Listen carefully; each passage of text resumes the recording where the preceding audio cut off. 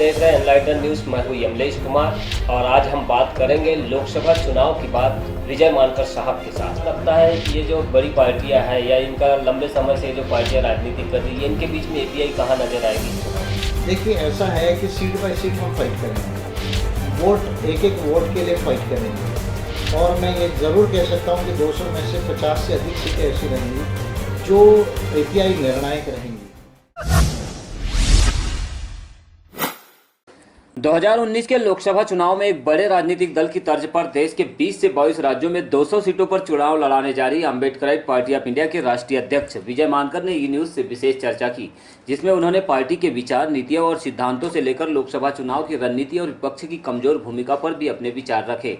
साथ ही सत्तासीन मोदी सरकार की गलत नीतियों से देश को बड़े पैमाने पर हुए नुकसान पर सीधी और स्पष्ट बात भी रखी।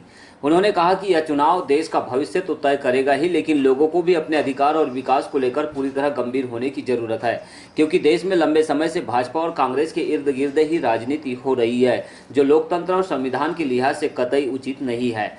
ऐसा इसलिए क्योंकि ये दोनों ही दल संविधान और मानव अधिकार सम्मत नहीं है। इसलिए एपीआई देश में नीतियों के माध्यम से लोगों के बीच पहुंचने का कार्य कर रही है, ताकि नीति आधारित राजनीति से देश में एक बड़ा बदलाव लाया जा सके। देश के तमाम नागरिकों को शिक्षा, स्वास्थ्य, आवास, रोजगार के अलावा सामाजिक सुरक्षा मिल सके और भारत संवैधानिक, लोकतांत्रिक, विकसित और आधुनिक, वैज्ञानिक एवं मानवतावादी प्रबुद्ध राष्ट्र बन सके। करीब 1 घंटे के इस विशेष साक्षात्कार में विजय मानकर ने गरीबी को दूर करने की विशेष नीति और प्रगतिशील कानून और संस्थाओं के महत्व पर अपने महत्वपूर्ण विचारों को साझा किया। उन्होंने आंतरिक सुरक्षा एवं कश्मीर की समस्या का समाधान भी सुझाया और आधुनिक राज्यों के साथ विज्ञान और प्रौद्योगिकी के प्रबंध देश की उन्होंने आंतरिक सुरक्षा एवं कश्मीर की समस्या का समाधान भी सुझाया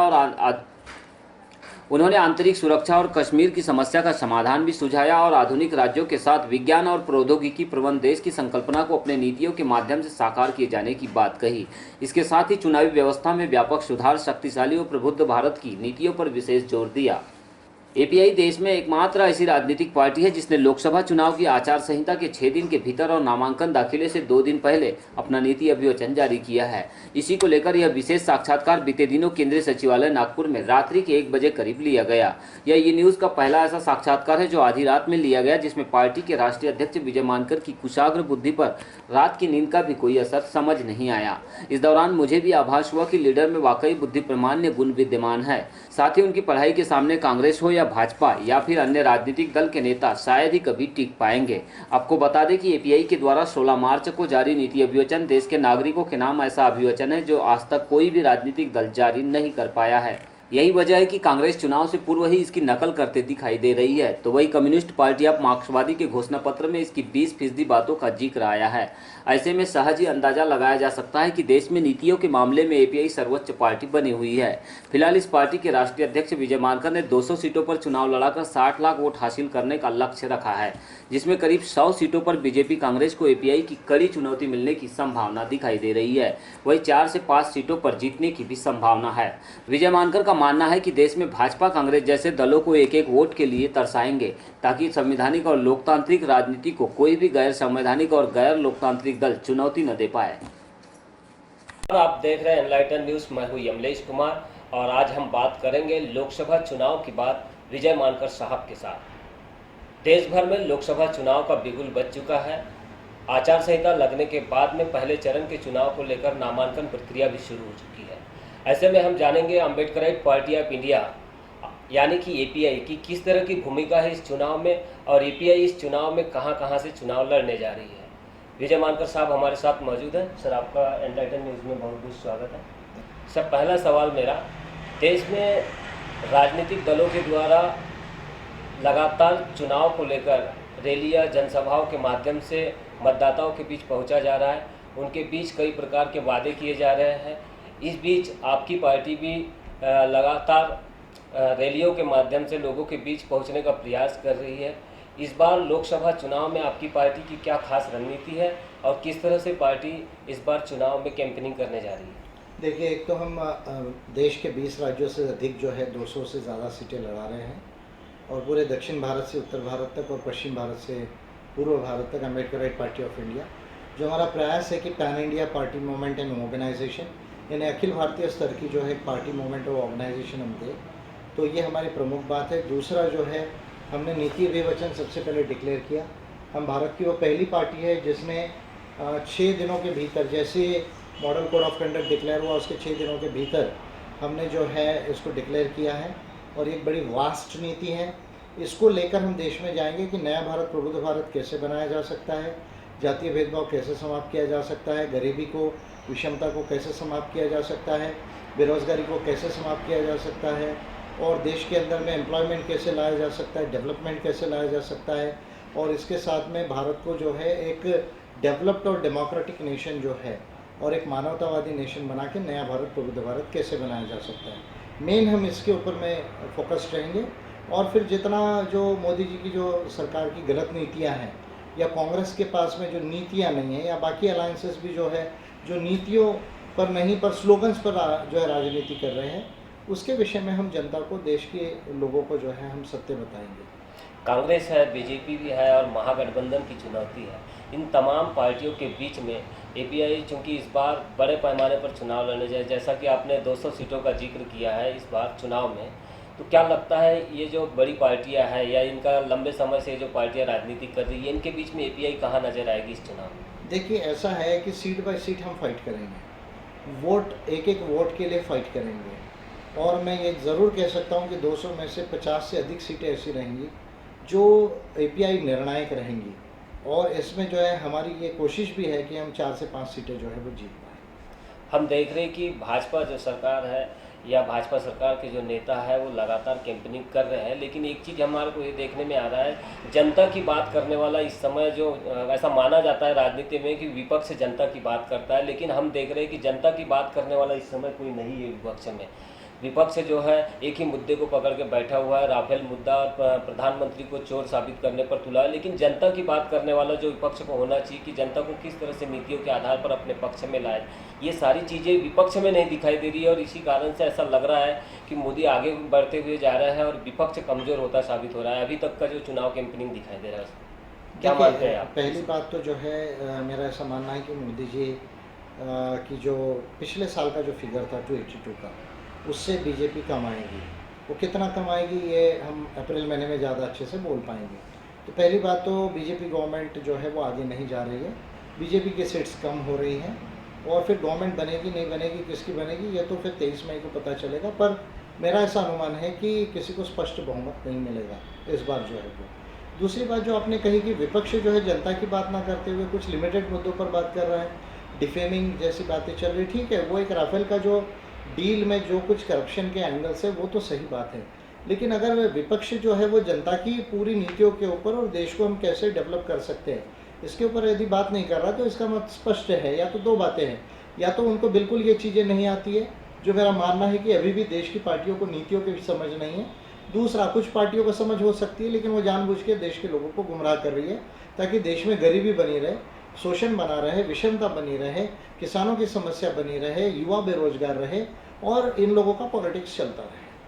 भारत में लगभग 70 सालों से हम देख रहे हैं कि गरीबी, शोषण, बेरोजगारी, ये जो मुद्दे हैं हमेशा चुनाव में सर उठा के खड़े हो जाते हैं, लेकिन इन मुद्दों को देखकर कोई भी नागरिक वोट नहीं करता है। यहाँ पे पार्टी या दल देखकर वोट करता है, कांग्रेस और बीजेपी देखकर वोट करता है, और यही लोगों की मानसिकता बनी हुई इस देश में। आप किस तरह से चेंज लाना चाहेंगे इस राजनीति में जिससे कि लोगों की मानसिकता बदल पाए? देखिए, मेरा ऐसा अनुभव है, क्योंकि अम्बेडकराइट पार्टी ऑफ इंडिया को 5 साल पूरे हुए, अभी ये 6वां साल है, और अम्बेडकराइट पार्टी ऑफ इंडिया की विशेषता ये है कि वो नीतियों की राजनीति करती है, जिसको हम पॉलिटिक्स ऑफ पॉलिसीज़ कहते हैं। और मेरा ये अनुभव है कि अम्बेडकराइट पार्टी ऑफ इंडिया की वजह से बहुत सारी नीतियाँ जो है वो क्लियर हो रही है, और इसके वजह से आप देखेंगे कि कुछ जो हमारी नीति विभाजन की चीज़ें अभी कुछ पार्टीज़ करें, जैसे मध्य प्रदेश का यदि मैं उदाहरण लूँ, तो जो ओबीसी का 27% रिजर्वेशन करने का जो निर्णय कांग्रेस की गवर्नमेंट ने लिया, तो वो उसके मैनिफेस्टो में नहीं था, वो हमारे नीति विभाजन में था कि हम 40% करेंगे। या जो मैं 2 साल से कह रहा हूँ कि भाई कॉन्स्टिट्यूशन को अमेंडमेंट करके जो है 45% जो है ओबीसी का रिजर्वेशन किया जा सकता है, वो हाँ, ओबीसी का रिजर्वेशन तो बीजेपी ने नहीं किया, लेकिन 10% इकोनॉमी के आधार पर लाया। तो ये तमाम चीज़ें जो है इस बात का रिफ्लेक्शन है कि एपीआई जो पॉलिसीज़ को सेट कर रही है और जनता को ये बातें समझ रही है, उससे चाहे लिमिटेड क्यों ना हो, बाकी पार्टीज पर भी प्रेशर आ रहा है कि वो सही नीतियों की बात करें। हम देख रहे हैं कि भारतीय लोकतंत्र में लोकतंत्र की बात तो बहुत सारी पार्टियां कर रही है, लेकिन लोकतंत्र में नागरिकों के अधिकार क्या होना चाहिए, अधिकारियों और नेताओं की क्या जवाबदेही होना चाहिए, जिससे कि ये केवल चाट और पकौड़े तक सीमित न हो पाए। क्योंकि बार बार हम देख रहे हैं कि लोकतंत्र की बात हो रही है, लेकिन उसमें चाट और पकौड़े को लाया जा रहा है, बेरोजगारी को लाया जा रहा है, लेकिन उनके लिए रोजगार कैसे दिलाना है, ये बातें नहीं आ रही। ये महत्वपूर्ण मुद्दा है, इसको लेकर आप किस तरह से फेस करेंगे इस चुनाव में? देखिए, एक तो महत्वपूर्ण बात है कि अधिकारों के साथ मैं डेवलपमेंट की बात करता हूँ, क्या मॉडल होना चाहिए। अधिकार तो बड़ा स्पष्ट है कि जो मूलभूत अधिकार है और मानव अधिकार, ये दो अधिकार महत्वपूर्ण होते हैं, जिसको हम सिविल एंड पॉलिटिकल राइट्स कहते हैं, नागरिक और राजनीतिक अधिकार कहते हैं। दूसरा आर्थिक, सामाजिक और जो है सांस्कृतिक अधिकार कहते हैं। तीसरा हम सामुदायिक अधिकार कहते हैं, कलेक्टिव राइट्स कहते हैं। तो ये ह्यूमन राइट्स की थ्योरी है, तो कॉन्स्टिट्यूशन में ह्यूमन राइट्स को लाना पड़ेगा। ये पहली बात है अधिकारों की, तब जाके हमारे तमाम भारतीयों के जो अधिकार गारंटीड रहेंगे, पहली बात। क्योंकि फिर उसके आधार पर लॉ बनेगा, नीति बनेगी, वो रूल ऑफ लॉ का पार्ट बनता है। जहाँ तक आपने एम्प्लॉयमेंट की बात की या मॉडल की बात की, इकोनॉमिक मॉडल की बात की, तो हमने जो प्रैग्मेटिक ह्यूमैनिस्टिक इकोनॉमी को डिक्लेयर किया है, यानी वास्तववादी और मानवतावादी अर्थनीति जो है या अर्थव्यवस्था कैसी होनी चाहिए, तो उसमें स्पष्ट है कि देखिए, हमको भारत को 8 to 10% ऑफ GDP से ग्रो करना है। हमारा जो सकल घरेलू उत्पाद है वो 8 से 10% से बढ़ना चाहिए। अब इसके तभी जाकर हम 1 करोड़ 10 लाख लोगों को रोजगार दे पाएंगे, जो हमारे देश में हर साल 1 करोड़ 10 लाख लोगों को रोजगार देने की आवश्यकता है। अब इसके लिए हमारा जो अभी का इकोनॉमिक मॉडल है, जो ग्लोबलाइजेशन के बाद आया, जो भारत के अंदर आते आते जातीय पूंजीवाद का मॉडल बन गया, मनमोहन सिंह जी के पीरियड में वो आया, मोंटेक सिंह अहलूवालिया जी के पीरियड में आया, मोदी जी के पीरियड में वो ज़्यादा जो है वो विषम बनाया गया। अब इस मॉडल को यदि बदलना है तो हमको labour intensive and capital intensive model को लाना पड़ेगा। यानी अभी पैसा लगा रहे हैं और पैसा बना के कंपनीज जा रही है, लेकिन रोजगार क्रिएट नहीं हो रहा। तो रोजगार कहाँ क्रिएट होगा? एक स्मॉल स्केल में, मिडिल स्केल में, और दूसरा एग्रो बेस्ड इंडस्ट्रीज में। यानी आपको small and middle scale industries को ज़्यादा बढ़ाना पड़ेगा। और जो स्वामीनाथन कमीशन ने कहा है कि भाई एग्रीकल्चर एक इंडस्ट्री होना चाहिए, तो एग्रो बेस्ड इंडस्ट्रीज को जो है वो डेवलप करना पड़ेगा। तब जाकर जो है आप जो है 1 करोड़ 10 लाख लोगों को जो है वो रोजगार दे पाएंगे। दूसरा, एम्प्लॉयमेंट क्रिएशन के साथ में जो है आपकी जो टैक्सेशन सिस्टम है, वो टैक्सेशन सिस्टम को आपको प्रगतिशील टैक्सेशन सिस्टम बनाना पड़ेगा, और प्रगतिशील आपकी व्यय प्रणाली यानी एक्सपेंडिचर प्रणाली बनाना पड़ेगा, जिसको हम प्रोग्रेसिव टैक्सेशन एंड एक्सपेंडिचर कहते हैं। यानी अभी देखिए, अभी हम टैक्स GDP रेशियो है, जो सकल घरेलू उत्पाद है और जो कर है, वो केवल 17% पूरा हमारे देश में आता है, जबकि जितनी डेवलप्ड कंट्रीज हुई है, डेवलपिंग कंट्रीज है, उनका 30% से ज़्यादा है। तो आज हमारे देश में बहुत सारे ऐसे टैक्सेस है जो नहीं है, जैसे इनहेरिटेंस टैक्स, यानी फादर बच्चों को ट्रांसफ़र कर रहा है, 2-2, 5-5 करोड़ की प्रॉपर्टी ट्रांसफ़र कर रहा है, उस पर टैक्स नहीं है। Long term capital gains tax पर, यानी जो शेयर्स ज़्यादा लंबे समय के लिए है, जिसमें बहुत पैसा बनता है, उस पर टैक्स नहीं है। फिर ग्रीन टैक्सेस यानी पोल्यूशन से रिलेटेड जो हमारे देश में टैक्स नहीं है। उसके बाद में इसके साथ में जो ट्रांजैक्शन टैक्स है, यानी जो आपकी ब्लॉकचेन मेथड्स में आ रही है, जो बिटकॉइन वगैरह, उसके ऊपर में टैक्सेस नहीं है। इसके साथ में जो है आपकी जो है वो आपकी इनकम टैक्स जो है वो प्रोग्रेसिव है, क्योंकि 10 लाख के ऊपर 30% है और 10 करोड़ पर भी 30% है। अब GST का रेट जो है बहुत ज़्यादा इरेशनल है, उसको रैशनलाइज करके कम करने की ज़रूरत है, ताकि जहाँ है आपकी गुड्स एंड सर्विसेज जो है वो कम हो। तो आपकी जो डायरेक्ट टैक्सेस है, वो डायरेक्ट टैक्सेस जो है, जिसमें income tax and wealth tax है, तक कई तरीके जो है इनकम और एसेट्स के टैक्सेस होते हैं, उनका प्रतिशत बढ़ाना पड़ेगा, और आपकी जो GST है उसका रेट को कम करना पड़ेगा, और ये जो है टैक्स GDP रेशो 30% तक लाना पड़ेगा। और इसको जो है, जो मैं 3 चीज़ें कहता हूँ, citizens income right, universal basic income and E4 S2 R2, इस पर जो है वो खर्च करना पड़ेगा। तब जाकर भारत में विषमता समाप्त होगी, तब जाकर एम्प्लॉयमेंट क्रिएट होगा और सबका डेवलपमेंट होगा। सबको समता, सबका विकास, ये सूत्र होना चाहिए। सबका साथ, सबका विकास, ये सूत्र करेक्ट नहीं है। सबको समता यानी सबको इक्वालिटी, सबका विकास, ये मॉडल होना चाहिए। सर, हम देख रहे हैं कि लोकसभा चुनाव को लेकर जिस तरह से तैयारियां चल रही है सारे राजनीतिक दलों की, इनके बीच में अभी चुनाव आयोग ने एक निर्देश जारी किया है कि उसमें पार्टियों के ऊपर ये बाइंडिंग कर दिया है कि आपको इलेक्शन कैंपेनिंग के 2 दिन पहले या 1 दिन पहले आपको अपना जो घोषणा पत्र होता है या पार्टियों को ये जारी करने के लिए कहा है। लेकिन हम देख रहे हैं कि कांग्रेस और BJP अभी भी इसको लेकर सीरियस नहीं दिख रही है। लेकिन API ने बहुत जल्दी नीति अभिवचन के माध्यम से एक नीति पत्र अपना जारी की है लोगों के नाम। क्या कुछ खास है इस नीति अभिवचन में, और ये जो मैनिफेस्टो होता है या जो संकल्प पत्र होता है, इनसे क्यों अलग है ये? देखिए, ये जो नीति अभिवचन है जिसको हमने डिक्लेयर किया, हिंदी में है, ये है, हिंदी में भी है। तो इसको हमने पहला जो फेज़ है जो 18 तारीख का, उसके 2 दिन पहले डिक्लेयर किया।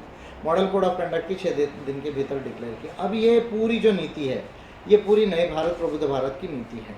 यानी भारत के प्रत्येक इंसान को, प्रत्येक कम्युनिटी को, प्रत्येक परिवार को डेवलप करके, भारत को पूर्णतः डेवलप करके एक नया भारत और प्रबुद्ध भारत कैसे बना सकते हैं, न्यू इंडिया एनलाइटेंड इंडिया कैसे बना सकते हैं, इसकी ये नीति है। बहुत सारे वास्ट एस्पेक्ट्स में ही है। इसका मोटे मोटे पार्ट में बताता हूँ। एक तो कॉन्स्टिट्यूशन, ह्यूमन राइट्स, लॉज का, पार्लियामेंट्री रूल्स के चेंजिंग का, मॉडर्न स्टेट का इसमें पॉलिसीज़ है। दूसरा citizens income right, universal basic income, E4 S2 R2 का पॉलिसी है। तीसरा एग्रीकल्चर के पॉलिसी है, लैंडलेस लोगों का पॉलिसी इसमें है। चौथा जो है इसमें अर्थव्यवस्था, जो प्रैग्मेटिक ह्यूमनिस्टिक इकोनॉमी है, उसका पॉलिसी है। उसके बाद में इसमें जो है SC ST OBC religious minorities का पॉलिसी है, वुमेन एंड चिल्ड्रंस का पॉलिसी है, साइंस एंड टेक्नोलॉजी का पॉलिसी है इसके अंदर में जो है। इसके साथ साथ में जो है इसके अंदर में डिफेंस पॉलिसी, फॉरेन पॉलिसी का पॉलिसी है, कश्मीर प्रॉब्लम का पॉलिसी है, छोटे राज्यों का और दूसरी राजधानी बनाने का पॉलिसी है, और मानवतावादी कल्चर का पॉलिसी है, प्रबुद्ध नेशनलिज्म। ऐसा मोटा मोटा मैंने आपको इसके एस्पेक्ट्स बताए। कश्मीर प्रॉब्लम की आपने पॉलिसी पर बात की है। हमारे देश में हम देख रहे हैं कि बीजेपी जो है राष्ट्रवाद, हिंदू राष्ट्रवाद के नाम पर राजनीति करते आ रही है, और इसी को लेकर में हम देख रहे हैं कि धारा 370 वाला जो मामला हो या कश्मीर की जो प्रॉब्लम हो, उसको लेकर बहुत ज़्यादा उसके नाम पर राजनीति करती है बीजेपी, और एक कुछ खास वर्ग के माध्यम से राजनीति करके या किसी वर्ग को निशाना बना के राजनीति करके वो कुछ वोट जो होते हैं जिनको अपने तरफ मोड़ना चाहती है, इस तरह की राजनीति हम भारतीय परिप्रेक्ष्य में लगातार देख रहे हैं, और ये केवल बीजेपी की ओर से होता है, और इसके साथ साथ में अब कांग्रेस भी उसकी चाल पर चल रही। तो क्या आपको लगता है कि इसका समाधान किस तरह से हो सकता है जिससे कि यह राजनीति बंद हो देश में? देखिए, अगर कश्मीर प्रॉब्लम का अगर आप मुझे समाधान पूछेंगे तो आर्टिकल 370 में ऑलरेडी हमने एग्री किया जब हमारा कॉन्स्टिट्यूशन बन रहा था, और जब कश्मीर जो है भारत में ज्वाइन हुआ है, तो आर्टिकल 370 को तो आपको मेंटेन करना पड़ेगा। उसको मेंटेन करते हुए कश्मीर को जो ऑटोनॉमी देते हुए, क्योंकि कश्मीर का भी एक जो है कॉन्स्टिट्यूशन है, उसको ध्यान में रखते हुए आपको कश्मीर के लोगों का जो है वो डेवलपमेंट करना पड़ेगा। साथ ही साथ जो है लद्दाख और जम्मू के लोगों का भी डेवलपमेंट करना पड़ेगा बगैर किसी भेदभाव के। ये एक नीति बड़ी स्पष्ट है जो उनको ऑटोनॉमी के साथ डेवलप करने की ज़रूरत है। और जहाँ तक हिंदू राष्ट्रवाद की संकल्पना है, मैं ये समझता हूँ कि भारत तो कभी हिंदू राष्ट्र था ही नहीं। भारत जो है, तो अगर कॉन्स्टिट्यूशन के हिसाब से बात करूँ तो वो सेक्युलर स्टेट है। यहाँ पर जो है कोई धर्म का कोई बोलबाला नहीं है, धर्म का जो है वो स्टेट के साथ में कोई संबंध नहीं है। दूसरा, अगर मैं कल्चरली बात करूँ, अगर इस देश की 50,000 साल से ज़्यादा की जो हिस्ट्री है, जो नाग असुर लोगों ने भारत को बनाया, जिसको हम कोयामुरी द्वीप या जिसको हम जो है वो गोंडवाना लैंड भी कहते हैं, प्रबुद्ध गोंडवाना लैंड भी कहते हैं, सिंगार द्वीप भी कहते हैं, उसकी अगर बात करूँ तो वो तो जो है वो नागो असुरों के कल्चर से बना है। वो तो मानवतावादी था। भारत तो प्रबुद्ध था, तो ये कभी हिंदू राष्ट्र तो था नहीं, ये तो प्रबुद्ध राष्ट्र था, और ये प्रबुद्ध राष्ट्र है और प्रबुद्ध राष्ट्र ही रहेगा। तो मैं समझता हूँ कि बीजेपी का जो पॉलिटिक्स है उसका कोई तथ्यात्मक जो है वो आधार नहीं है। ये जो है एक तरह का फ्रॉड तरह का जो है वो पॉलिटिक्स है, और मुझे ऐसा लगता है अगर कांग्रेस उस रास्ते पे जा रही है तो जनता ये इस बात को समझ जाएगी कि भाई कांग्रेस भी जो है वो हिंदुत्व का जो है वो बी टीम है। तो जनता डिसाइड करेगी, जिनको कॉन्स्टिट्यूशन और ह्यूमन राइट्स चाहिए, मानवता के हिसाब से समता चाहिए, वो लोग बरोबर रिप्लाई देंगे इसको वोट के माध्यम से। एपीआई के नीति अभियोजन में एक बड़ी महत्वपूर्ण बात सामने आई है कि साइंस और टेक्नोलॉजी के जो मतलब डेवलप करना चाहती है एपीआई। हम देख रहे हैं कि देश के कई राज्य ऐसे हैं जिनमें आज भी कई आईटी कॉलेज ने 7 करोड़ जनसंख्या है, लेकिन वहाँ पे 50 स्टूडेंट के लिए या 1000 स्टूडेंट के लिए हो, मतलब उनको पढ़ने के लिए या सुविधा मिल सके आईटी के क्षेत्र में और टेक्नोलॉजी के क्षेत्र में, ऐसी कोई सुविधा उन राज्यों में नहीं है। तो किस तरह से आपको लग रहा है कि भारत में साइंस एंड टेक्नोलॉजी के मतलब प्रोग्रेसिव होना चाहिए, और किस तरह से लोगों का मतलब जो युवा है उनका साइंस और टेक्नोलॉजी की ओर रुझान होना चाहिए? क्या लगता है आपको, इसको किस तरह से लागू किया जा सकता है? एक तो हमने जो अभी साइंस एंड टेक्नोलॉजी इंडिया बनाने की बात की है, यानी हम भारत को जो एक विज्ञानवादी जो है और प्रौद्योगिकी वादी जो है वो कंट्री बनाना चाहते हैं। अब साइंस एंड टेक्नोलॉजी की 2 चीज़ें, एक तो जो साइंस एंड टेक्नोलॉजी है उसका उपयोग जन सामान्य के लिए होना चाहिए, हर मानव के लिए होना चाहिए। उसके लिए आपको टेक्नोलॉजी पीपल्स फ्रेंडली बनाना पड़ता है और चीप बनाना पड़ता है, एसेसेबल बनाना पड़ता है। तो इसके ऊपर में हम एक काम करेंगे। दूसरा, साइंस एंड टेक्नोलॉजी का यूनिवर्सिटीज़ बड़े पैमाने पर देश के अंदर निर्माण करेंगे। कम से कम हर राज्य में एक साइंस एंड टेक्नोलॉजी की यूनिवर्सिटी होना चाहिए, और नेशनल लेवल पर 2-3 अच्छी यूनिवर्सिटीज़ होना चाहिए जो वर्ल्ड क्लास की हो। और तीसरी इसमें की महत्वपूर्ण बात है कि जो जिसको हम spirit of inquiry and reform कहते हैं। कि देखिए, भारत के अंदर में वैज्ञानिक क्रांति नहीं आई, जैसे यूरोप में वैज्ञानिक क्रांति आई। फ्रेंच रेवोल्यूशन के पहले हम देखेंगे कि वैज्ञानिक क्रांति हुई, इंडस्ट्रियल रेवोल्यूशन के पहले वैज्ञानिक क्रांति हुई है, एग्रीकल्चरल रेवोल्यूशन के पहले वैज्ञानिक क्रांति हुई है। उसके बाद हम जाकर हम देखते हैं कि यूरोप के अंदर में ये पोजीशन आई कि आज सबसे ज़्यादा जो डेवलप्ड कंट्रीज़ है वो उसमें की मोस्टली कंट्रीज जो है यूरोप की कंट्रीज़ हैं। वो भारत के अंदर में धार्मिक बदलाव हुए हैं, सामाजिक आंदोलन चले, लेकिन वैज्ञानिक क्रांति नहीं आई।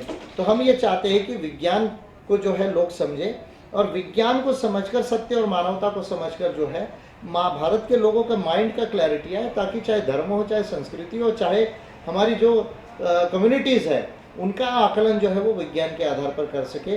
तो इस तरह का हम जिसको spirit of inquiry and reform कहते हैं, उसका भी हम जो है वो डेवलपमेंट करना चाहते हैं। इसलिए साइंस का एजुकेशन जो है बेसिक लेवल से जो साइंटिफिक थियरीज है उसको बड़े पैमाने पर पढ़ाया जाएगा, और ऑफकोर्स साइंटिफिक यूनिवर्सिटीज़ और टेक्नोलॉजी को जो है जितना हम लोगों तक चीपली ले जा सकते हैं उसको जो है वो किया जाएगा। स्वस्थ और संपन्न भारत की बात भी आपने नीति अधिवेशन में की है। स्वास्थ्य को लेकर किस तरह से पार्टी आपकी काम करना चाहती है, क्योंकि देश में हम देख रहे हैं कि स्वास्थ्य एक बड़ा मसला बनते जा रहा है। कुपोषण से बच्चे मरते जा रहे हैं, भूख की वजह से बच्चे मर रहे हैं देश में, ये बड़ी समस्या है देश में। ऐसी स्थिति में किस तरह की ज़रूरत आपको महसूस हो रही है कि स्वस्थ और संपन्न भारत कैसे हो सकेगा, इसके लिए किस तरह की आप नीति ला रहे हैं, और क्या इसके लिए नए योजनाएँ होगी जिसके माध्यम से ये लोगों तक, हर नागरिक तक पहुंच पाएगा, और एक गरीब इंसान भी मतलब निःशुल्क स्वास्थ्य ले पाएगा, और प्योरली ऐसा स्वास्थ्य है कि जिसमें उसको किसी प्रकार की पे न करना पड़ेगा और सारी सुविधाएं उसको मिल सकेगी। देखिए, स्वास्थ्य 3 तरह का होता है, एक शारीरिक होता है, एक मानसिक होता है, एक सामाजिक होता है, जिसको physical, mental and social health बोलते हैं। अब भारत के अंदर में 2 तरह की पॉलिसीज़ बनाने की ज़रूरत है। एक प्रिवेंटिव, यानी लोगों को स्वस्थ रखने की, जिसमें आपका जो है एक तो फिजिकल एक्सरसाइजेस है, न्यूट्रिशन यानी उनको अच्छा आहार है, और इसके साथ में जो पोल्यूशन है, वेरियस तरह के जो प्रदूषण है वो ना हो, ये बात पहला रखना है, जिसमें से भारत का हर व्यक्ति जो है स्वस्थ रह सके। दूसरी बात, जो लोग बीमार पड़ जाते हैं तो उनके लिए जो है आज हम देखते हैं कि प्राइवेट के अंदर में बहुत ज़्यादा हमारे यहाँ पर जो है वो स्वास्थ्य की व्यवस्था है। तो पब्लिक एक्सपेंडिचर ऑन जो है हेल्थ बहुत ज़्यादा बढ़ाने की ज़रूरत है, कम से कम 4-5% तक ले जाने की ज़रूरत है, जिसमें चाहे सरकारी अस्पताल हो चाहे प्राइवेट अस्पताल हो। मान लीजिए सरकारी अस्पताल अगर तमाम लोगों को ट्रीट नहीं कर पाते, तो प्राइवेट अस्पताल भी हो तो क्वालिटी अस्पतालों में ट्रीटमेंट हो, लेकिन उसका इंश्योरेंस कवर्ड हो, और वो इंश्योरेंस का मेजर शेयर जो है वो गवर्नमेंट के बजट से दिया जाना चाहिए, ताकि कोई भी गरीब इंसान भी हो, अगर वो बीमार पड़ जाता है और कोई भी मेजर ट्रीटमेंट भी उसको करना पड़े, तो उसको बिल्कुल जो है मिनिमम शुल्क के अंदर में उसका ट्रीटमेंट होना चाहिए। इसके लिए आपको उस तरह की इंश्योरेंस पॉलिसी बनाने की ज़रूरत है।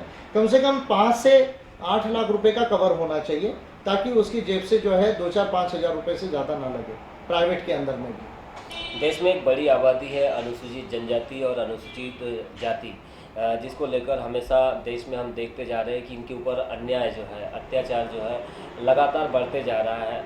अगर अनुसूचित जाति की बात करें तो इनके साथ में यूपी है, बिहार है, या गुजरात जैसे स्टेट है, या मध्य प्रदेश जैसे स्टेट है, इनमें हम लगातार देख रहे हैं कि बहुत बड़े पैमाने पर डिस्क्रिमिनेशन हो रहा है। इसके अलावा अनुसूचित जनजाति के जो लोग हैं उनको जंगलों से निकालने की बात अभी आई थी, बीच में सुप्रीम कोर्ट का एक फैसला आया था। उसके बाद में कोई ऐसी संस्थाएं थी जो काम करती है, उनके द्वारा एक सुप्रीम कोर्ट में दायर की गई थी याचिका, उसके आधार पर एक फैसला आया था, ऐसा माना जा रहा था। हालांकि उसके ऊपर रोक भी लग गई, ये भी बात सामने आ रही। कितनी सच्चाई है इनमें, और ये जो अत्याचार होते हैं इनका किस तरह से निवारण किया जा सकता है? देखिए, जहाँ तक फॉरेस्ट राइट्स एक्ट का जो एक मसला हुआ, और ये पिटीशन में सुप्रीम कोर्ट ऑफ इंडिया ने पहले कहा कि भाई जिनके फॉरेस्ट राइट्स एक्ट में यानी वन अधिकार अधिनियम में जिनके क्लेम सेटल नहीं हुए हैं और रिजेक्ट हो गए, उनको बाहर निकाला जाना चाहिए। उसके बाद में फिर जो है गवर्नमेंट ऑफ इंडिया ने भी एफिडेविट दिया, कुछ स्टेट गवर्नमेंट्स ने भी दिया, उन्होंने कहा कि नहीं, हमने इसको पूरा जो है ठीक से नहीं देखा है, इसको हम देखना चाहते हैं, और तब जाके वो स्टे को वापस लिया सुप्रीम कोर्ट ऑफ इंडिया ने। मेरा ये मानना है कि जब फॉरेस्ट राइट्स एक्ट जो वन अधिकार अधिनियम 2006 में जब जो है वो डिक्लेयर हुआ है, तो उसके तहत जितने भी फॉरेस्ट में रहने वाले आदिवासी हैं या अदर फॉरेस्ट ड्वेलर्स हैं, बाकी कम्युनिटी के लोग से जो 75 साल से यानी 3 पीढ़ी से रह रहे, बाकी लोग आदिवासी तो केवल 2006 से जो है वहाँ पर या उसके पहले से, तो इन तमाम लोगों के क्लेम्स जो है बड़े आसान है कि ग्राम सभा के माध्यम से अगर सबमिट होते हैं, तो जो कलेक्टर के अंतर्गत जो कमेटी है और फॉरेस्ट की कमेटी है, वो दोनों को देखना है कि ये प्रॉपर क्लेम्स है या नहीं है, और उसको जल्दी से जल्दी प्रोसेस करके जो है वो उनको पट्टे देना है, जो 10 एकड़ का जो इसमें अधिकार है। मुझे नहीं लगता कि इसमें कोई बहुत बड़ी बात है। लेकिन इसके अंदर में जो डेलिबरेटली जो स्टेट गवर्नमेंट से जो वेरियस राज्यों की जो सरकारें हैं और जो फॉरेस्ट डिवीजन है और जो कलेक्टर्स है या रेवेन्यू कमिश्नर्स है, वो इसमें जानबूझ के जो है वो डिले कर रहे हैं और सरकार इसमें एक्शन इसलिए नहीं ले रही है क्योंकि देश के तमाम राज्य सरकारों की ये मंशा है कि जितने आदिवासियों को हम जंगल में से निकाल सकते हैं उतना ज़्यादा अच्छा है, ताकि शेड्यूल्ड एरिया कम हो जाएगा, फिर वो ज़मीन जो है वो कंपनीज को देने के लिए आसान हो जाएगी क्योंकि उसमें जो है खनिज संपदा है। तो मैं समझता हूँ कि ये जो कांग्रेस बीजेपी की जितनी सरकारें हैं विभिन्न राज्यों में, उनके द्वारा खड़ा किया गया ये जो है वो प्रॉब्लम है। और अभी तो इस पे स्टे वापस लिया है सुप्रीम कोर्ट ने, अभी ये चुनाव का भी समय है, लेकिन इसको हमने हमारे नीति विवेचन में भी डाला है और अगर ज़रूरत पड़ती है तो चुनाव के बाद अगर ये इशू सेटल नहीं होता है तो मैं इसको देखूंगा कि अम्बेडकराइट पार्टी ऑफ इंडिया की तरफ से हम इसको सुप्रीम कोर्ट ऑफ इंडिया में रिट पिटीशन फाइल करेंगे इस इशू को लेकर और जन आंदोलन भी करेंगे पूरे देश में।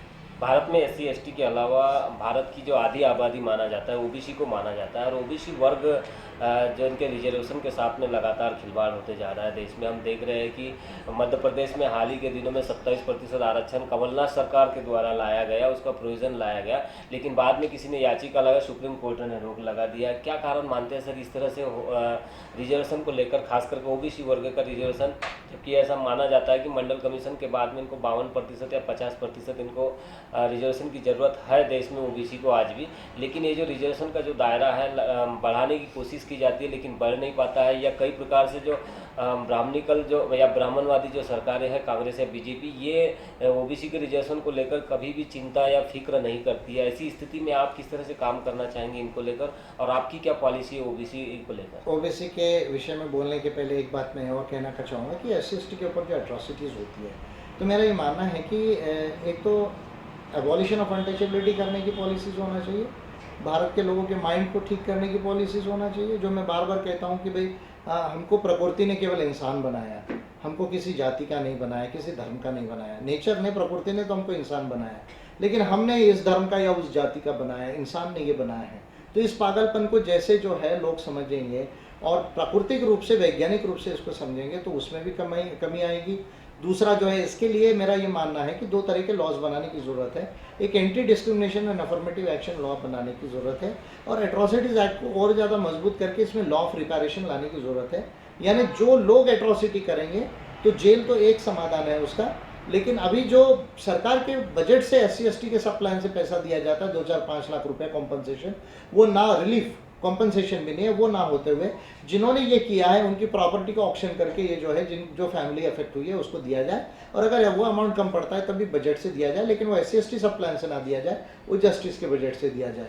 ये एक महत्वपूर्ण बात है जो मुझे लगता है।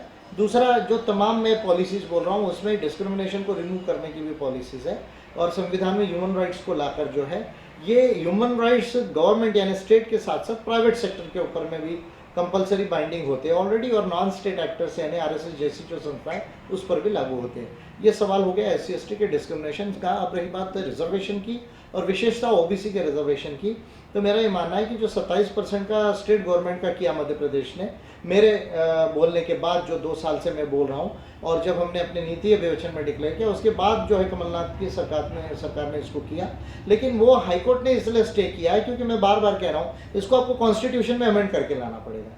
जैसे कि 10% का जो इकोनॉमिक आधार पे लाया वो कॉन्स्टिट्यूशन में अमेंडमेंट किया, तो यदि आपको रिजर्वेशन को बढ़ाना है OBC का हो चाहे SC ST का हो, आज SC ST का भी 25% करने की जरूरत है, OBC का 45% करने की जरूरत है, लेकिन ये तब तक जो है वो ठीक से नहीं होगा जब तक कॉन्स्टिट्यूशन को अमेंड नहीं किया जाता। और इसलिए जो है ये चुनाव में मैं कहने वाला हूँ और ये कह भी रहा हूँ कि अगर अम्बेडकराइट पार्टी ऑफ इंडिया का एक भी सांसद आ जाता है तो पहले ही सेशन में जून महीने में मैं ये संविधान का जो संशोधन बिल है उसको मैं खुद ड्राफ्ट करके अपने हाथ से मूव करूंगा और उसके ऊपर में हम फाइट करेंगे पार्लियामेंट के अंदर में। फिर वो पास होता है गिरता है वो दूसरा इशू है, उस पर हम पार्लियामेंट्री पॉलिटिक्स में और बाहर के पॉलिटिक्स में देखेंगे। तो OBC का रिजर्वेशन 45% करने की जरूरत है। दूसरा, आर्टिकल 16(4)A को भी अमेंड करने की जरूरत है जिसमें OBC को रिजर्वेशन प्रमोशन में भी इंश्योर्ड हो, और इसके साथ रिजर्वेशन को जुडिशरी में एक्सपांड करने की जरूरत है, आर्म्ड फोर्सेस में एक्सपांड करने की जरूरत है, साइंटिफिक एंड टेक्निकल पोस्ट में एक्सपांड करने की जरूरत है, और SC ST OBC और साथ में माइनॉरिटीज को अफर्मेटिव एक्शन प्राइवेट सेक्टर में जो है लागू करने की ज़रूरत है, और माइनॉरिटीज़ के लिए जो सच्चर कमेटी और कुंडू कमेटी के रिकमेंडेशंस है, और या रंगनाथ मिश्रा कमीशन का या मेनन कमेटी की जो रिकमेंडेशंस है, उसको भी जो है स्टडी करके पूर्ण ताज़ा अच्छे से लागू करने की ज़रूरत है। और DTNT के लिए इद्दत कमीशन के रिकमेंडेशंस है, या मैंने खुद पिटिशन किया था इद्दत कमीशन को, उसमें भी बहुत सोल्यूशंस है उन तमाम चीज़ों को लागू करने का। ये तमाम हमने नीति अभिवचन में लिया, और इस पर हम जो है अगर हमारा MP जीतता है तो पूरा पार्लियामेंट में इसको लॉ मूव करेंगे और अमेंडमेंट्स मूव करेंगे कॉन्स्टिट्यूशन के। नीतियों से हटकर एक मेरा एक क्वेश्चन है कि देश में हम देखते हैं कि देश में जो तमाम जो बड़े आंदोलन होते हैं उनमें 70% 80% जो आंदोलन होते हैं SC और ST के लोग ही करते हैं देश में। लेकिन क्या कारण मानते हैं कि SC और ST के लोग तमाम आंदोलन करते हैं, सरकार के खिलाफ में खड़े होते हैं, लेकिन उनका जो ये वोट जो होता है या वोट जो होना चाहिए उनका अपनी पार्टियों के बीच में जाना चाहिए, लेकिन वो हम देखते हैं कि इतने तमाम आंदोलनों के बाद में ब्राह्मणवादी सरकारों की खिलाफत करने के बावजूद भी वो वोट BJP और कांग्रेस को ही जाता है। क्या कारण मानते हैं इसका, क्या रीज़न? उसके लिए ये मेजर रीज़न है कि भारत के अंदर में BJP कांग्रेस को alternative policy based Akhil Bharatiya स्तर पर स्टैंडर्ड पार्टीज़ का डेवलपमेंट नहीं हुआ है, और वो पार्टी डेवलप करने का हमारा प्रयास है अम्बेडकराइट पार्टी ऑफ इंडिया का। जैसे ये पार्टीज डेवलप होने लगेगी और स्ट्रॉन्ग पॉलिसी ओरिएंटेशन आएगा, स्ट्रॉन्ग पॉलिसी डिस्कोर्स आएगा, स्ट्रॉन्ग पॉलिटिकल डिस्कोर्स होगा, और लीडरशिप जो है जब अच्छी होगी तब आप देखेंगे कि लोगों के अंदर कॉन्फिडेंस ग्रो होगा। और आप इसी से देख सकते हैं, अभी हम अम्बेडकराइट पार्टी ऑफ इंडिया में जब 200 सीटें लड़वा रहे हैं तो सभी तरह के लोग इलेक्शन लड़ रहे हैं, और सभी तरह के लोग API में बहुत बड़े पैमाने पर ज्वाइन कर रहे हैं, और हमको ये उम्मीद है कि हम 50-60 लाख से ज़्यादा वोट लेंगे। तो ऐसा नहीं है कि वोटिंग को समझाया नहीं जा सकता या उनको जो है वो प्रॉपरली अट्रैक्ट नहीं किया जा सकता, कन्विंस नहीं किया जा सकता, किया जा सकता है, लेकिन उसको सही तरह की पॉलिटिक्स करने की ज़रूरत है। जाति धर्म से बाहर, कास्ट और कम्युनिटी और लैंग्वेज और स्टेट के बाहर जो है एक भारत के नागरिक के लिहाज से और मानव के लिहाज से जो है वो अगर पॉलिटिक्स किया जाए संविधान सम्मत, मानवाधिकार सम्मत और पब्लिक पॉलिसीज़ के आधार पर, तो ये बात संभव है। देश में हमने देखा कि अभी जो बड़े घोटालों के नाम आए उसमें राफेल का घोटाला है, अभी जेट एयरवेज का मामला सामने आया जिसमें कंपनी दिवालिया हो रही थी। सरकार अब उसे बचाने जा रही है ताकि अभी वोट के पहले प्रभावित न हो, उसमें जो कर्मचारी काम कर रहे थे वो किसी तरह प्रभावित न हो और BJP को इसका नुकसान न हो, इस तरह की मानसिकता बनी और सरकार उसको बचाने का प्रयास कर रही है। क्या मानते हैं ये ऐसे जो बड़े जो घोटाले सामने आते हैं उनमें सरकार किसी तरह से कभी मतलब कंपनियों का बचाव करने चली जाती है तो कभी उनको भगाने का प्रयास करती है, जिस तरह से कुछ हमने देखे कि कुछ उद्योगपति देश से बाहर चले गए। इसके अलावा एक बड़ी कंपनी UP में जो ब्रिज का निर्माण कर रही थी, जो केंद्रीय मंत्री और उनके पुत्र माने जाते हैं, उनकी कंपनी के द्वारा जो ब्रिज निर्माण हो रहा था उसमें 60 से 70 मजदूरों की मौत हो गई थी, कई लोग जख्मी हो गए थे, उसकी कभी जांच नहीं हुई। अमित शाह के जो बेटे हैं जय शाह, उनका एक बेटे का प्रकरण आया था कि उनके पास बेनामी संपत्ति बढ़ गई, बहुत ज़्यादा संपत्ति बढ़ गई 5 साल के अंदर में ही, इनकी जांच नहीं हो पाई। ऐसे बड़े जो मुद्दे हैं ये दब जाते हैं, लेकिन केवल एक राफेल का मुद्दा ही सामने उभर कर आ जाता है और उसमें भी संतुष्टपूर्ण जवाब सरकार नहीं दे पाती। क्या कारण मानते हैं इसके पीछे? और ये जो विपक्ष होता है जो सामूहिक रूप से इसकी गोलबंदी नहीं कर पा रहा है, क्या मानते हैं आप? एक तो बात जो है देखिए, CBI है, इन्फोर्समेंट डायरेक्टरेट है, ये तो डायरेक्टली प्राइम मिनिस्टर्स के अंडर होती है, तो ये बात जो है वो फ्रीली काम नहीं कर पाते जो CBI और जो ED है। हमने ये देखा कि राफेल के इशू को लेकर जो है जिस तरह से CBI के डायरेक्टर को जो है एक तो रीइंस्टेट करने के बाद भी उनको चेंज कर दिया गया 6 घंटे के अंदर में, लेकिन उनको उस चार्ज को नहीं लेने दिया गया, उसको फाइल को डील नहीं करने दिया। तो ये प्रूव करता है कि प्राइम मिनिस्टर्स ऑफिस जो है ये जो है उसमें इंटरवीन करता है और फ्री एंड फेयर इन्वेस्टिगेशन नहीं होता है। अब 5 साल तक लोकपाल का एक्ट पास होने के बाद में लोकपाल को अपॉइंट नहीं किया, अभी जाकर जो है लोकपाल अपॉइंट हुए, तो देखते हैं अगर जब लोकपाल अपॉइंट होने के बाद में जो लोकपाल का अधिकार है उसके दायरे के अंदर मुझे लगता है ये तमाम तरह की केसेस आती है, तो जब लोग इसको जो लोकपाल में जब कंप्लेन करेंगे तो शायद इसके ऊपर कुछ प्रोग्रेस देखने को हमें मिलेगा। लेकिन ऑम्बुड्समैन यानी जो एंटी करप्शन एजेंसी है वो फ्री होना चाहिए प्राइम मिनिस्टर से या कोई भी गवर्नमेंट इंटरवेंशन से फ्री होना चाहिए। तो ये लोकपाल जो अभी हमारा बना है कुछ उस तरह का एजेंसी है और उसका रिजल्ट अभी हमको आने वाले समय पर मिलेगा। दूसरी बात यह है कि जो हमने कहा कि भाई ये लोग भगाए जाते हैं और हज़ारों लाखों करोड़ रुपया लेकर भगाए जाते हैं, या कोई कंपनीज को फेवर किया जाता है, किसी को डिसफेवर किया जाता है। ये जो आर्थिक मॉडल है ये एक जातीय पूंजीवाद का मॉडल है, इसको कास्ट कैपिटलिज्म कहा जाता है। और वो इसीलिए जो है वो ये किया जाता है ताकि जो कुछ कम्युनिटीज़ के लोग हैं उनके हाथ में संपत्ति का संचय हो। और इसी के वजह से भारत में 1% लोगों के पास 60% संपत्ति हो गई है। और ये जो सरकारें होती है, ये सरकारें और उसकी जो वेरियस इंस्टीट्यूशंस होती है, चाहे वो बैंक्स हो, चाहे आपकी जो है वो आपकी शेयर मार्केट की एजेंसीज हो, ये तमाम चीज़ें जो है वो उसके अंदर में ये इंटरवेंशन करके जो है ये तमाम चीज़ें की जाती है। ये सब कास्ट कैपिटलिज्म का मॉडल है, जिसमें कुछ लोगों के हाथ में सत्ता और संपत्ति को संचय करने का ये सिस्टमैटिक तरह का करप्शन है एक तरह का। और इसके वजह से भारत में बहुत बड़ा, देखिए अब 13 लाख करोड़ से ज़्यादा एनपीए हो गए, 50 लाख करोड़ से ज़्यादा तो हमने जो है वो टैक्सेस छोड़ दिया है। तो आप ये मान लीजिए 2009 से ही अगर हम आंकड़ा निकालते हैं तो 14 लाख करोड़ लगभग एनपीए हो रहा है अभी, उससे थोड़ा कम है। उसके 50 लाख करोड़ से ज़्यादा हमने टैक्सेस को छोड़ दिया है। उसके अलावा जो है जो ब्लैक इकोनॉमी जिसको कहा जाता है ना, इलिसिट इकोनॉमी ऑफ इंडिया, वो 100 लाख करोड़ से ज़्यादा है। और 1 लाख करोड़ से भी कम जो है निकला है, 50,000 करोड़ भी नहीं निकाल पाए हैं मोदी जी, जबकि वो कह रहे थे कि नोटबंदी हमने जो है वो काली अर्थव्यवस्था को समाप्त करने के लिए किया है। तो मुझे ऐसा लगता है जब तक कांग्रेस बीजेपी की सरकारें रहेंगी, या जो पार्टीज जो है जो पैसा लेके इलेक्शन लड़ती है कंपनीज से और बड़े बिजनेस वालों से, जब तक ये व्यवस्था आपकी चुनावी आपके देश में रहेंगी और इंडिपेंडेंट इन्वेस्टिगेटिंग एजेंसीज नहीं रहेगी, तब तक इसका समाधान नहीं आएगा। आपने बताया कि जैसे कि देश के 20 से अधिक राज्यों में आप चुनाव लड़ने जा रही है, आपकी पार्टी उम्मीदवार उतारने जा रही है, लेकिन हम देख रहे हैं कि कांग्रेस है, बीजेपी है, इसके अलावा कुछ राज्यों में क्षेत्रीय दल बड़े मजबूत है, राजनीति में उनकी बड़ी भूमिका है, उनके द्वारा एक सरकार बनाने से लेकर सरकार गिराने तक की भूमिका निभाई जाती है। इनको आप कितना चुनौती मानते हैं इन राज्यों में? नहीं, अगर वो रीजनल पार्टीज है, कुछ राज्यों में है, अगर वो अच्छा काम करते हैं, उनकी कुछ शक्ति है, तो ये अच्छी बात है। फेडरलिज्म है, देश के अंदर संघीय प्रणाली है, तो संघीय प्रणाली अगर है तो स्टेट पार्टीज अगर मजबूत है तो ये अच्छा संकेत है, कोई दिक्कत नहीं है। पर इसमें एक वीकनेस है कि जो स्टेट पार्टीज है उनका एटीट्यूड बहुत ज़्यादा, अप्रोच बहुत ज़्यादा रीजनल होता है। और हमारी जो समस्या है वो रीजनल भी है और नेशनल भी है, इंटरनेशनल भी है। तो अब मान लीजिए आपके 10 एमपी आ गए, 15 एमपी आ गए, लेकिन आप पार्लियामेंट में जाके आप सिर्फ अपने स्टेट की बात करोगे, देश में क्या होना चाहिए ये नीति आपका नहीं है, उसका वैसा आपने नीति अधिवेशन डिक्लेयर नहीं किया, आपको उसकी समझ नहीं है, तो मुझे ऐसा लगता है कि फिर बहुत बड़ी प्रॉब्लम हो जाती है। तो क्षेत्रीय पार्टी होना कोई बुरी बात नहीं है, लेकिन हमारा पॉलिटिक्स केवल क्षेत्रीय हो, केवल हमारे स्टेट के लिए हुआ, देश और दुनिया के लिए ना हो, मैं समझता हूँ यहाँ समस्या है। और इसलिए अम्बेडकराइट पार्टी ऑफ इंडिया ये जो तमाम चीज़ों को क्लियर कर रही है, राष्ट्रीय अंतर्राष्ट्रीय दृष्टिकोण को भी क्लियर कर रही है स्टेट्स के साथ साथ, उससे काफ़ी फायदा हो रहा है। और वो कुछ स्टेट लेवल की पार्टीज भी जो है इस पॉलिसी को भी समझकर जो है वो चीज़ों को अडॉप्ट कर रही है। पिछले चुनाव में जिस तरह से मोदी जी ने बड़े बड़े वादे किए या जुमले छोड़े थे, उसी तरह की पोजीशन में इस समय राहुल गांधी को देखा जा रहा है कि वो लगातार बड़ी बड़ी घोषणाएं करते जा रहे हैं, लेकिन उनमें कहीं पर भी समस्याओं का समाधान नहीं दिखाई दे रहा है, लोगों का कल्याण कैसे होगा ये दिखाई नहीं दे रहा है। आपके पास क्या मार्ग है इसको आगे ले जाने के लिए? नहीं, पहले तो राहुल गांधी जी का स्टडी चेक करना चाहिए, डिग्री चेक करना चाहिए। और मुझे ऐसा लगता है कुछ बातें तो मुझसे ही ले रहे हैं। जैसे मैंने यूनिवर्सल बेसिक इनकम कहा तो उन्होंने फिर मिनिमम सपोर्ट प्राइस की बात की, या फार्मर्स के सपोर्ट प्राइस की बात की है, तो ये तमाम चीज़ें जो है वो मुझसे ले रहे हैं। देखिए, भारत को बदलना एक बहुत बड़ी नीति का इशू है।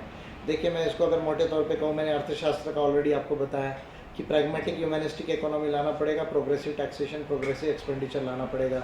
एम्प्लॉयमेंट का मॉडल मैंने बताया आपको, middle scale small scale industries को मजबूत करना पड़ेगा, एग्रो बेस्ड इंडस्ट्रीज़ में आपको जो है एम्प्लॉयमेंट को लाना पड़ेगा। इकोनॉमिक मॉडल मैंने ऑलरेडी बताया, स्वास्थ्य को लेकर मैंने बताया, रिजर्वेशन को अफर्मेटिव एक्शन को लेकर बताया, इसके साथ में आपको साइंस एंड टेक्नोलॉजी के विषय में लेकर मैंने बताया आपको।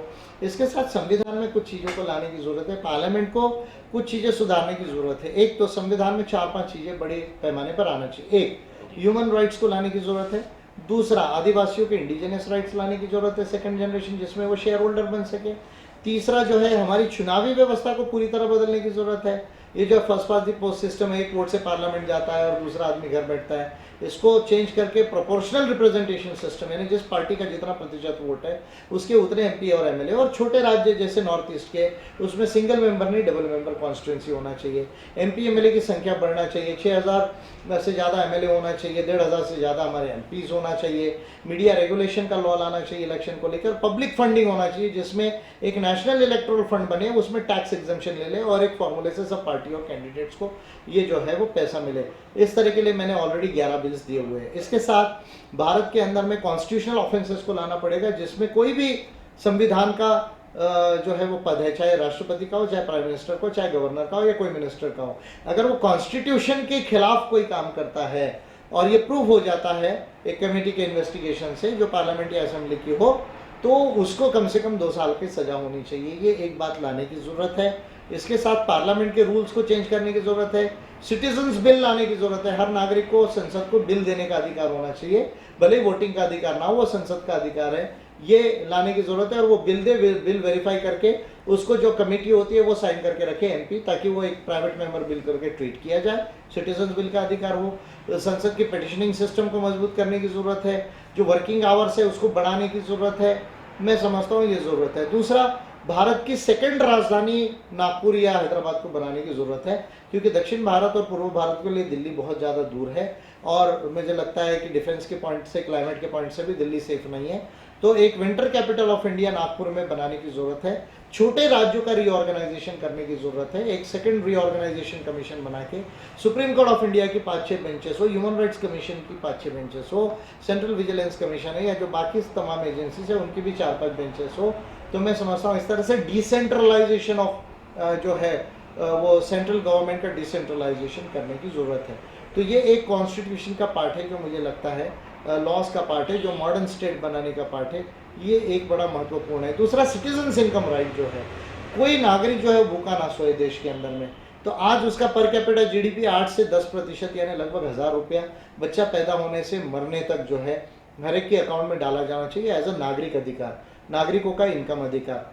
तो अब मान लीजिए, और इसके साथ जो 36 करोड़ जो बीपीएल के लोग हैं उनको जो है 800 से 1000 रुपये आएगा हर एक के अकाउंट में जो है डालना चाहिए, जिसको मैं यूनिवर्सल बेसिक इनकम कहता हूँ। और जितनी हमारी पॉलिसी है वो E4, S2, S2, R2 इसके ऊपर में जो है आपका मॉडल बनाकर एक्सपेंडिचर करना चाहिए। E4 यानी क्या? Education, employment, entrepreneurship, endowments, health, housing, skills, social security, representation and reservation, यानी शिक्षा। 12वीं तक समान शिक्षा हो, 10वीं तक बिल्कुल फ्री शिक्षा हो, उसके आगे की शिक्षा बिल्कुल स्वस्थ हो, हायर एजुकेशन 75% तक ले जाया जा सके। ये एक पहली बात करने की ज़रूरत है। दूसरा, एम्प्लॉयमेंट, ऑलरेडी मैंने कहा 1 करोड़ 10 लाख लोगों को कैसे एम्प्लॉयमेंट दिया जा सकता है, उसका मॉडल मैंने ऑलरेडी बताया। स्मॉल स्केल, मिडिल स्केल और एग्रो बेस्ड इंडस्ट्रीज के अंदर किया जाए, और जो लार्ज स्केल है उसके अंदर में भी जो बड़ी इंडस्ट्रीज है उसके अंदर में भी टेक्नोलॉजी क्योंकि आ रही है तो उसमें एम्प्लॉयमेंट कैसे क्रिएट किया जा सकता है और भी उस पर सोचा जाए, उसका मॉडल क्रिएट किया जा सकता है। एंटरप्रेन्योरशिप यानी जो लोग उद्योग बिजनेस में नहीं आए उनको एनकरेजमेंट किया जाए, उसके लिए स्पेशल पॉलिसीज हो, बैंक के लोन्स है या उनको ट्रेनिंग है, उनको स्किल है, या उनका जो प्रोडक्ट है उसको कैसे मार्केटिंग फेडरेशन, जो मार्केटिंग एजेंसीज है गवर्नमेंट के, वो लेके मार्केट करे ताकि उनको बेचने की चिंता ना हो, ये लाने की ज़रूरत है।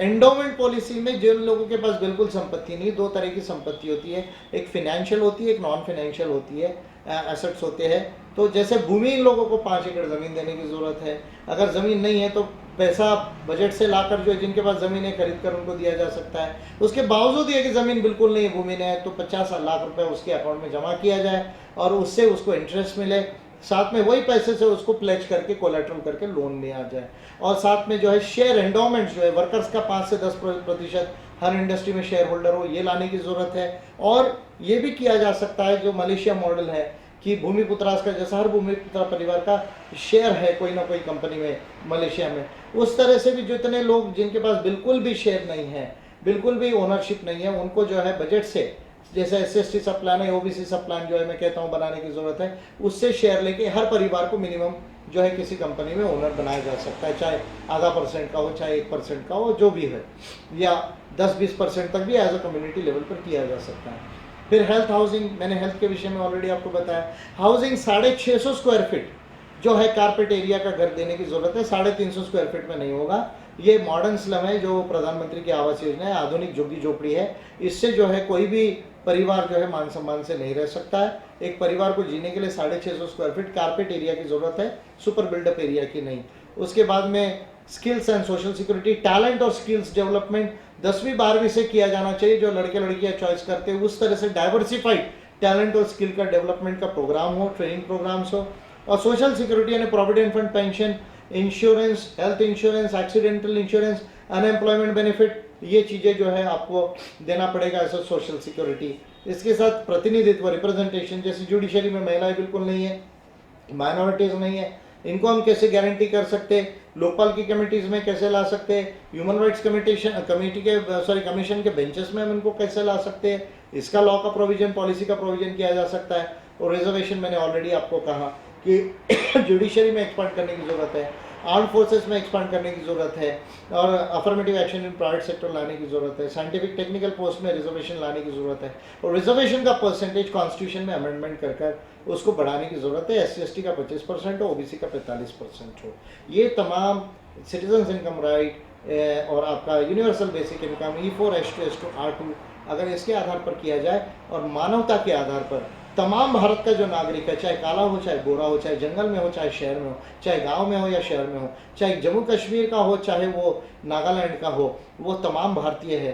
तमाम लोगों को एक समान राजनीतिक अधिकार है और मानवता के आधार पर, विज्ञान के आधार पर जो है एक कल्चर डेवलप हो तो प्रबुद्ध राष्ट्र बनेगा, प्रबुद्ध राष्ट्रवाद आएगा, तो भारत जो है बदल सकता है। 10 साल के अंदर ये बदल सकता है। 10 साल में न्यू इंडिया, एनलाइटेंड इंडिया बन सकता है। ऐसी कोई बात नहीं। India is not a poor country today.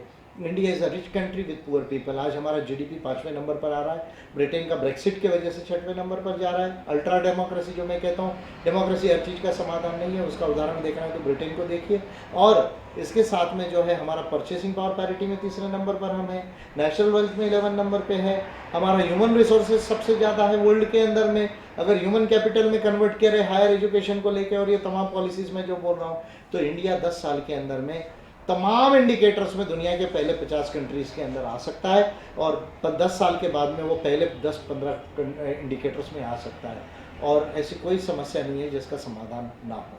आपने जो नीतियों के माध्यम से देश की तमाम समस्याओं के समाधान की बात की है, लेकिन जो दूसरे राजनीतिक दल है उनको ये नीतियाँ दिखाई नहीं दे रही है और नागरिक जो है भारत के उनको समझ नहीं आ रही है। ऐसी स्थिति में इनका क्या महत्व रह जाता है?